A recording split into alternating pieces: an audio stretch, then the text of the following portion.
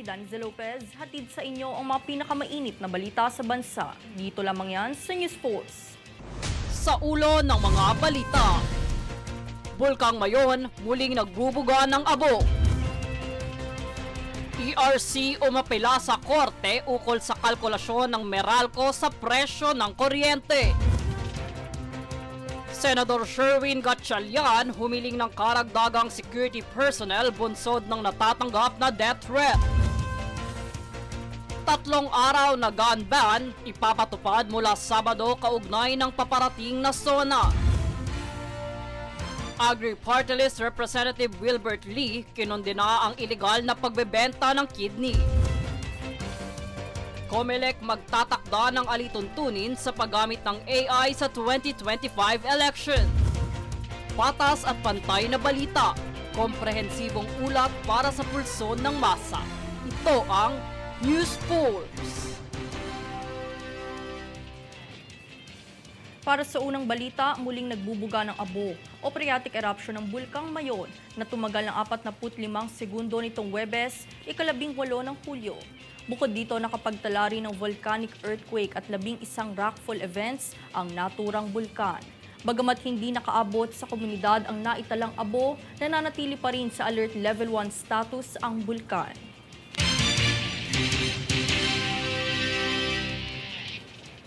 Nitong Miyerkules lang ay lumagda sa isang Memorandum of Understanding o MOU ang National Housing Authority o NHA at Electric Company na Meralco para sa layuning makapaghatid ng mabilis at maayos na serbisyo ng kuryente sa mga proyektong pabahay ng ahensya.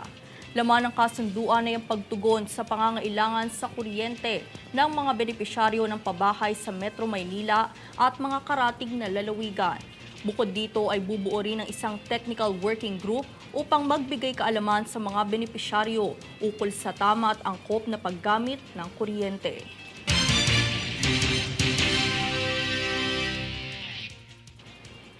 Kamakailang umapela naman sa korte si Retired Energy Regulatory Commission, Commissioner Alfredo Non, ukol sa kalkulasyon ng Meralco sa antas ng presyo ng kuryente.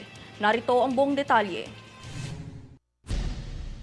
Muling nananawagan ang Energy Regulatory Commission o ERC sa korte ukol sa kalkulasyon ng singil sa kuryente ng Manila Electric Railroad and Light Company o Meralco. Ayon sa ERC, kanilang responsibilidad na siyasatin ang tamang antas ng presyo ng kuryente upang malaman kung sapat ba ang nakukuhang serbisyo ng mga consumer. Bahagi nila sa ilalim ng Republic Act o RA number 9135 na Electric Power Industry Reform Act o IPIRA, sa regulation method na ginagamit ng Meralco, maaaring lumabas na nakakapagbayad ng maaga ang mga consumer dahil sa malaking singil nito. Bunsod nito, kinakailangang magbigay ng refund sa mga consumer at gamitin na ang sapat na antas ng presyo ng kuryente sa susunod na buwan ng pagsisingil. Ayon sa pagsisiyasat ng ERC, kinakailangang maibalik ng Meralco ang kabuang 160 billion pesos mula sa taong 2022. Kaya naman nagpetisyon ang ahensya sa Court of Appeals na muling bisitahin ang kaso ukol sa sapat na buwis ng kuryente.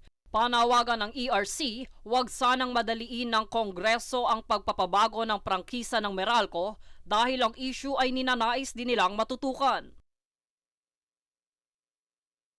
Jade Buhoy, nag-uulat para sa One Media Network.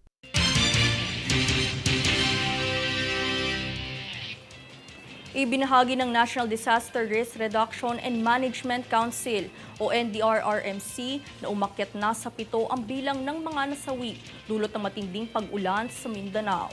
Ang 5 bagong kumpirmadong patay ay mula sa Zamboanga Peninsula at Northern Mindanao, kung saan naiulat din ng 2 sugatan at 1 nawawala.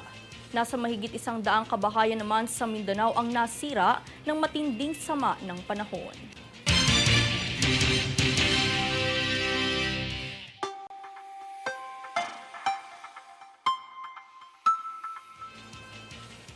Pinabulaanan ng Philippine Atmospheric Geophysical and Astronomical Services Administration o PAGASA ang kumakalat na fake news na nagsasabing may Mala-Yolanda na bagyo ang papalapit sa Pilipinas. Pinapayuhan ng publiko na para sa lehitimong impormasyon at updates, magtungo lamang sa kanilang mga opisyal na Facebook page, Twitter at YouTube na nakatala sa inyong TV screen.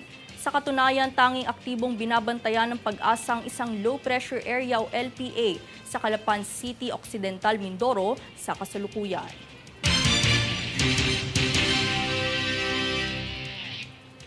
Susunod sa News Force. DepEd Secretary Sonny Angara nagbitiw na sa pwesto bilang senador.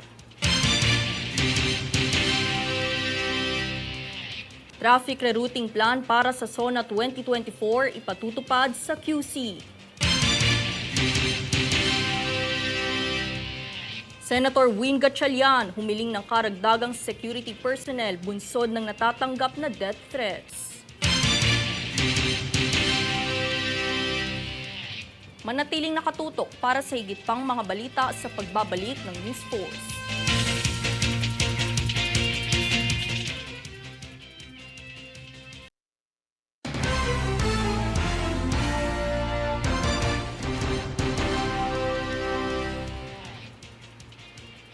Kasalukuyan na ang iniimbestigahan ng Philippine National Police Anti-Cybercrime Group o PNP-ACG ang mga death threat na natatanggap ni Senator Sherwin Gatchalian. Ito ang kinumpirma ni PNP spokesperson Police Colonel Jean Fajardo na anya inaalam na ng PNP ang pinagmulan ng mga banta. Ayon naman kay Gatchalian, ito'y bunsod ng kanyang patuloy na investigasyon ng pogo sa bansa. Kaya naman panawagan ng senador, dagdagan ang kanyang mga security personnel para masiguro ang kanyang seguridad.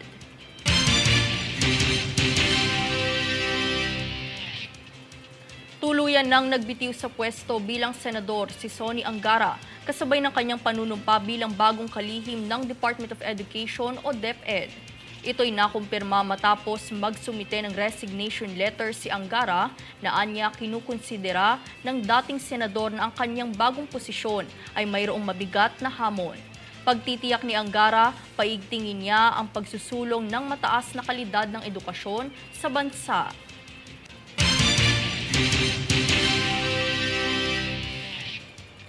Samantala ay hangad ni Senator Ronald Bato de la Rosa na mabanggit sa State of the Nation Address o SONA ni Pangulong Ferdinand Bongbong Marcos Jr. ang Reserve Officers Training Corps o ROTC Bill sa patuloy na pagsulong nito na maisabatas. Yan ang balitang hatid ko ngayon. Sa nalalapit na araw ng ikatlong State of the Nation Address o SONA ni Pangulong Ferdinand Bongbong Marcos Jr. ay hiling ni Senador Ronald Bato de la Rosa na maisama sa talumpati ang Reserve Officers Training Corps o ROTC Bill. Naniniwala ito na mas mahihikayat ang mga kapwa-senador na ipasa ang panukalang batas sakaling banggitin ito ng Pangulo sa kanyang SONA. Sa patuloy na pagsulong ni Bato sa ROTC Bill ay mas nakitaan niya ng dahilan na isabatas ang panukala dahil sa tumitinding tensyon sa pagitan ng Pilipinas at China ukol sa West Philippine Sea. Matatandaan na ibinahagi na ni De La Rosa na naglalaman ng ROTC ng mga pag-aaral ukol sa defense at disaster preparedness, volunteerism, nationalism at patriotism. Daniza Lopez nag-uulat para sa One Media Network.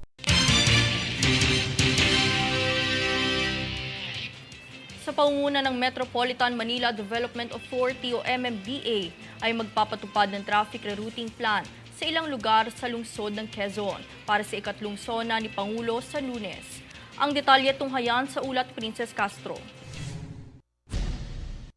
Alinsunod sa ikatlong State of the Nation Address o SONA ni Pangulong Ferdinand Bongbong Marcos Jr. sa ika-22 ng Hulyo ay magpapatupad ng traffic rerouting plan ang Metropolitan Manila Development Authority o MMDA sa mga sumusunod na lugar sa Quezon City.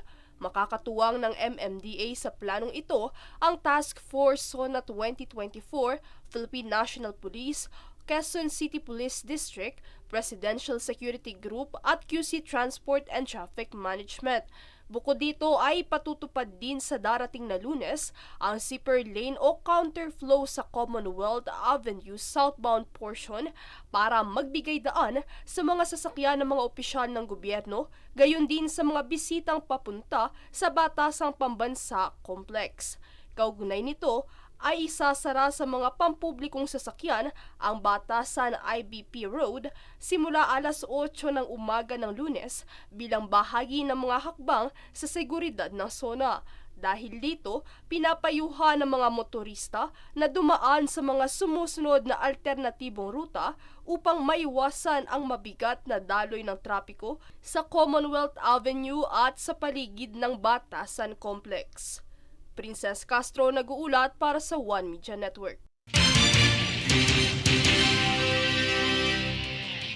Bilang precautionary measure sa paparating na State of the Nation address ni Pangulong Ferdinand Bongbong Marcos Jr., 3 araw na gun ban ang ipatutupad sa buong Maynila. Ayon sa PNP, magsisimula ang gun ban mula sa Sabado hanggang sa Lunes na araw ng SONA ni Pangulong Marcos. Dagdag pa rito, tinatayang 22,000 pulis ang ide-deploy upang masiguro ang seguridad sa SONA. Maximum tolerance umano ang ipapairal ng PNP sa mga isasagawang kilos protesta.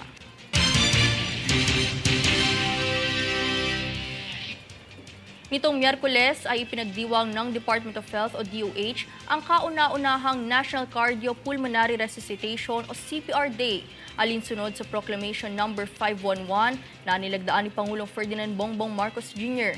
na nagdedeklara sa ika-17 ng Hulyo bilang National CPR Day. Sa pangunguna ni DOH Assistant Secretary Dr. Albert Francis Domingo, ang mga kalahok ay nakatanggap ng mga demonstrasyon ng hands-only CPR gamit ang mga high-fidelity mannequin. Ayon sa DOH, layunin ng kaganapan na isulong ang kaalaman ng publiko ukol sa CPR bilang isang mahalagang paraan upang makapagligtas ng buhay sa panahon ng emergency, gaya ng cardiac arrest at pagkalunod.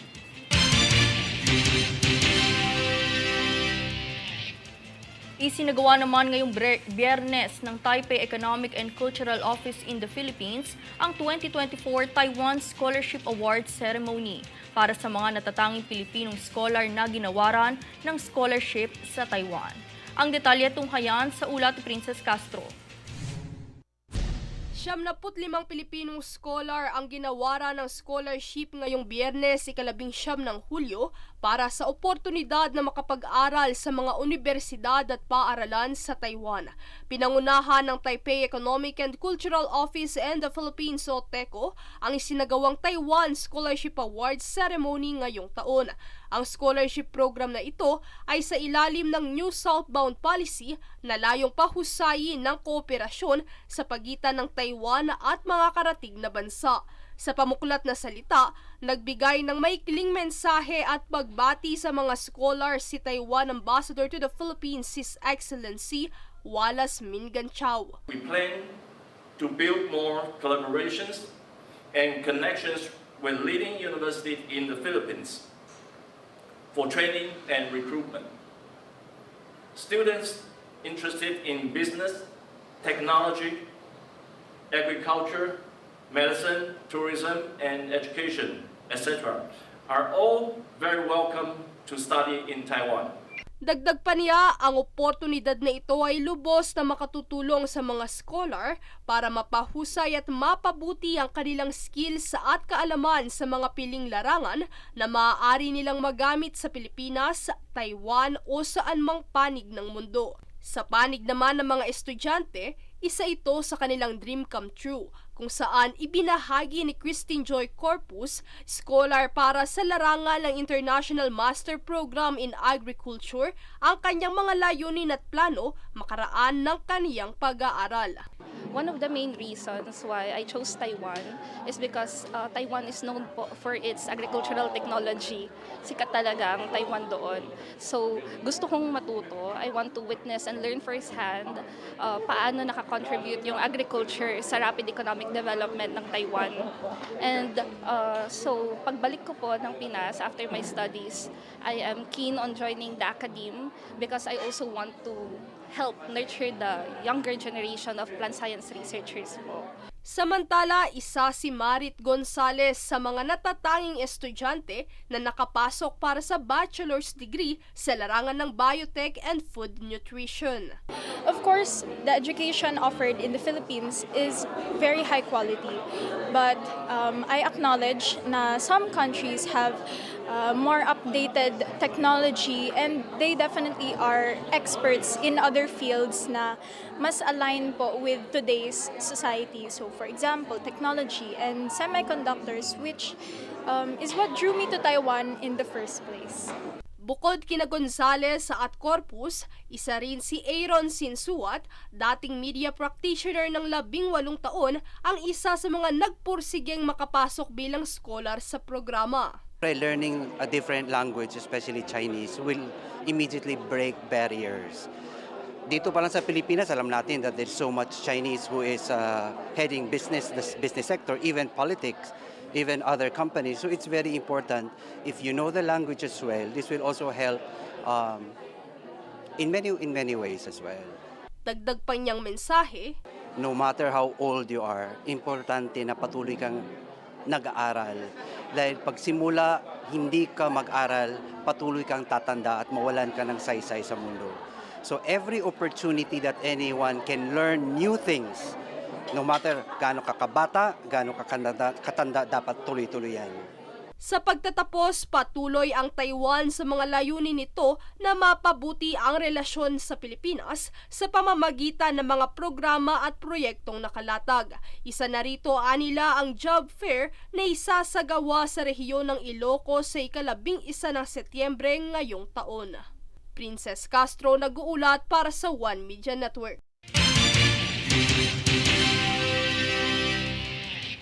18 Philippine Marine Corps ang nakiisa sa Rim of the Pacific o RIMPAC Exercise 2024 sa Hawaii Islands at Southern California kasama ang kanilang counterparts mula sa United States Marine Forces Pacific at iba pang marine at naval infantry ng ibang mga bansa sa isang serye ng mga aktibidad sa pagsasanay. Ang RIMPAC exercise na idinaraos kada 2 taon ay ang pinakamalaking international maritime exercise na nagsasama-sama ng mga puwersang militar mula sa buong mundo. Layo nitong paigtingin ang mga pakikipagtulungan, paghusayin ang seguridad sa dagat at itaguyod ang isang payapa na rehiyon ng Indo-Pacific.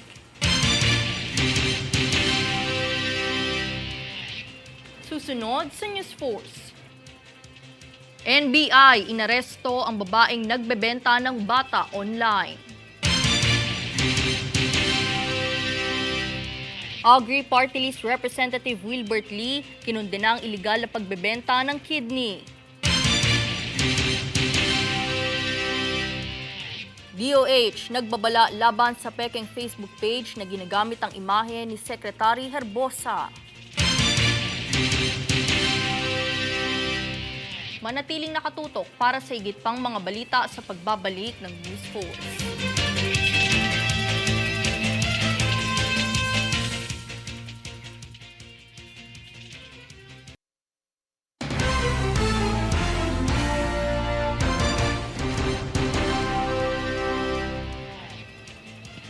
Ikinundena ni Agri Party List Representative Wilbert Lee ang iligal na kalakalan ng kidney sa mga health workers gaya ng iilang nurse at doktor.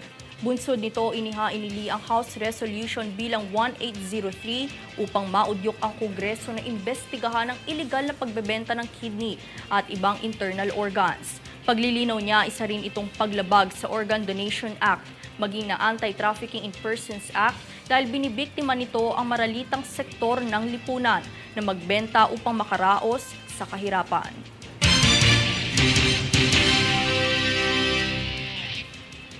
Arestado naman ang isang babaeng nahuling nagbebenta ng bata online na nagkakahalagang 25,000 piso. Ang buong detalye tunghayan kay Jade Buhoy. Inaresto ng National Bureau of Investigation o NBI ang isang babae sa Muntinlupa City matapos mahuling magbenta ng bata online. Ayon sa direktor ng ahensya na si Judge Jaime Santiago, nakatanggap sila ng ulat mula sa Department of Justice o DOJ laban sa pagsugpo ng trafficking na mayroong isang babaeng nagngangalang Cristina Paule ay namataang di umano'y nagbebenta ng bata sa Facebook. Matapos makumpirma ng NBI ang gawain ito, dito na pag-alamang isang bagong silang na sanggol ang kanyang pinagbibili sa halagang 25,000 pesos. Kung kaya't inaksyonan na ito ng ahensya kasama ang Department of Social Welfare and Development o DSWD, Department of Justice at ng organisasyong Exodus Road Philippines para sa pagsasagawa ng entrapment and rescue operation. Si Paule ay haharap sa patong-patong na kaso ng paglabag sa child trafficking sa ilalim ng Republic Act o RA number 7610 o Special Protection of Children Against Abuse, Exploitation and Discrimination Act, kaugnay ng RA 10175 o ng Cybercrime Prevention Act, maging ang RA 9280 o Anti-Trafficking in Persons Act. Matapos ng operasyon, nasa kustodiya na ng DSWD NCR ang sanggol. Paglilinaw din ng National Authority for Child Care, hindi dumaan ang suspect sa legal na proseso ng pag-aampon. Jade Buhoy, nag-uulat para sa One Media Network.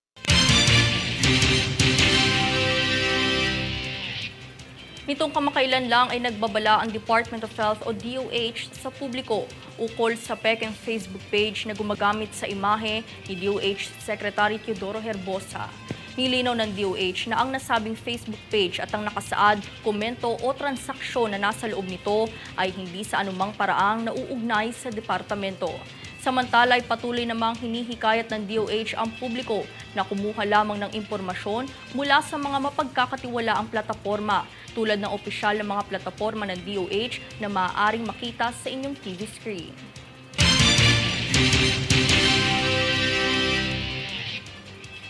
Babala sa publiko, maaaring phishing site umano ang nilalaman ng link sa mga kumakalat na pekeng text alert ayon sa Social Security System o SSS. Ang buong balita, panoorin. Binalaan ng Social Security System o SSS ang publiko ukol sa pagdipanan ng mga pekeng text alert na ginagamit ang pangalan ng ahensya para makapanlin lang. Ito'y matapos ibahagi ni SSS Senior Vice President for Member Services and Support Group Normita Doctor na mayroong mga text alert ang kumakalat kung saan mayroon itong tinataglay na link na dapat buksan ng miyembro ng SSS. Pagpapaalala niya, huwag itong pindutin dahil malaki ang tsansa na ito'y isang phishing site na naglalagay sa panganib ng personal na impormasyon. Dagdag pa niya, maituturing scam ang isang mensahe kung ito'y nanggaling mula sa ordinaryong numero lamang. Binalaan din ng ahensya ang mga miyembro na huwag ibahagi ang kanilang SSS account para hindi maging biktima ng anumang scam. Kasalukuyan namang naipadala na sa National Telecommunications Commission o NTC ang text scam complaint na isinumite ng SSS Special Investigation Department bilang aksyon sa mga insidente ng scam. Daniza Lopez, nag-uulat para sa One Media Network. Balitang halalan, sa inasahang paggamit ng Artificial Intelligence o AI sa susunod na halalan, nakatakdang maglabas ang Commission on Elections o COMELEC na maalituntunin ukol sa mabusising paggamit ito. Partikular itong gagamitin sa panahon ng kampanyahan upang makakalap ng impormasyon para sa mga kumakandidato. Pinakalain nito ang paggamit ng bagong teknolohiya sa kapaki-pakinabang na paraan. Nakatakdang mailabas ang naturang guidelines ukol dito matapos ang unang linggo ng Agosto.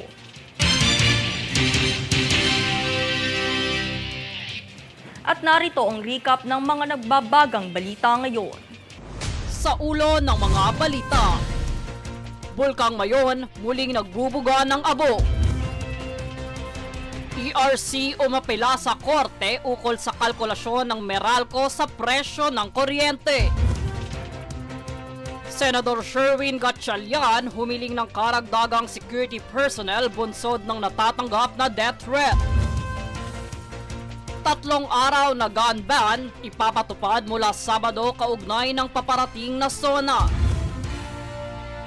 Agri-Party List Representative Wilbert Lee kinondena ang iligal na pagbebenta ng kidney. COMELEC magtatakda ng alituntunin sa paggamit ng AI sa 2025 election. Patas at pantay na balita, komprehensibong ulat para sa pulso ng masa. Ito ang News Force. At yan ang pinakamainit na mga balita ngayong araw. Manatiling nakatutok sa aming mga ulat at updates sa aming Facebook page, facebook.com/OneMediaNetwork. Ako si Daniza Lopez at ito ang News Pulse.